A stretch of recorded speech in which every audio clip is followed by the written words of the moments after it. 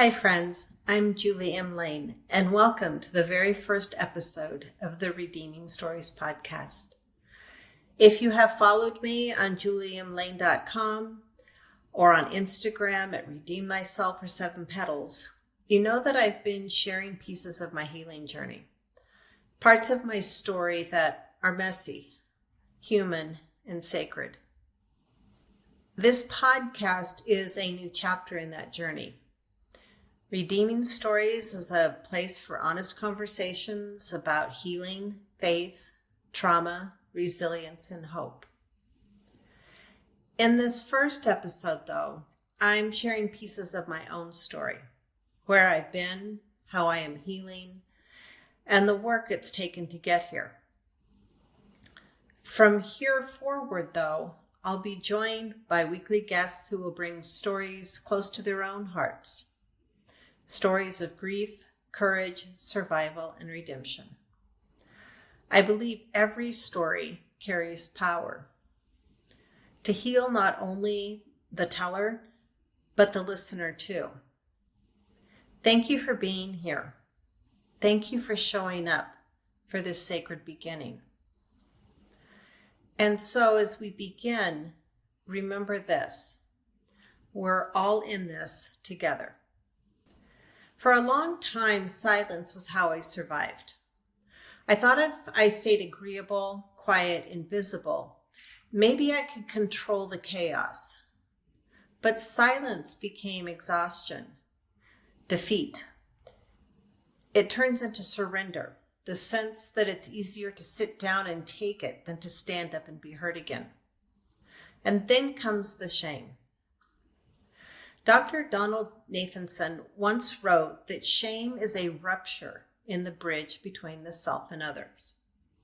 That's exactly how I felt. Separated from who I was, forced to perform a version of myself that might be acceptable. The depth of that shame made me feel like I wasn't part of the human race, like I lived outside the circle of community, of acceptance. I became an expert at pretending, smiling through pain, excusing what could never be excused, being invisible. It was easier to blame myself than to name what had been done to me. My personal story is long and complex. There's no simple way to share it. No clean line, no linear path through my memories.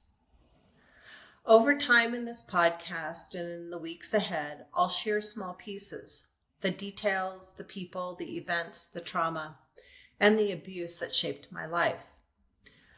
I believe experience with trauma, though, began when I was just a toddler. Even then, I could sense the bullying, contempt, and aggression of my older brother. One of my earliest memories is from that time period. My parents had built my brother a fort in the backyard, a place meant for play and imagination. But when I tried to join him, he would chase me away, oftentimes with a toy sword, yelling at me, telling me to get out of his fort. Even when my dad intervened and said I could play too, I remember the tension in my body, the fear. I wanted to belong there, but every part of me was on edge, waiting for that next outburst. I was just a little girl, scared to play in my own backyard. My mother also told me that as small children, my brother and I used to compete to be the first one out of the car wherever we went somewhere. She said I had never been first until the day I was. That victory became one of the earliest traumas in my life. We were going to my grandmother's house to drop off my younger sister before my parents took my brother and me to see Disney's Cinderella, which had just been released in theaters. Being only 4, I can just imagine the excitement, the sound of the car door, and the rush of wanting to beat my brother. And as I ran across the street, the impact. I was struck by a car. My femur was broken in 3 places. I spent about 3 weeks in traction in the hospital, and that was followed by nearly 3 months in a partial body cast. While in the hospital, my parents would visit me every night, and every night they left to care for my siblings and to get ready for work the next day. I knew they loved me. They always came back the next day, but each time they left, I cried and cried. The nights felt endless. The loneliness and fear settled deep inside me. Some 5 decades later, this story was brought up while talking with my mother, with my siblings nearby. I had hoped for understanding, maybe even tenderness. But my brother's response was simply, "At least I didn't get hit by a car." When I look back now, I see how trauma doesn't just live in memories. It lives in patterns. It decides how we love, how we protect, how we see ourselves.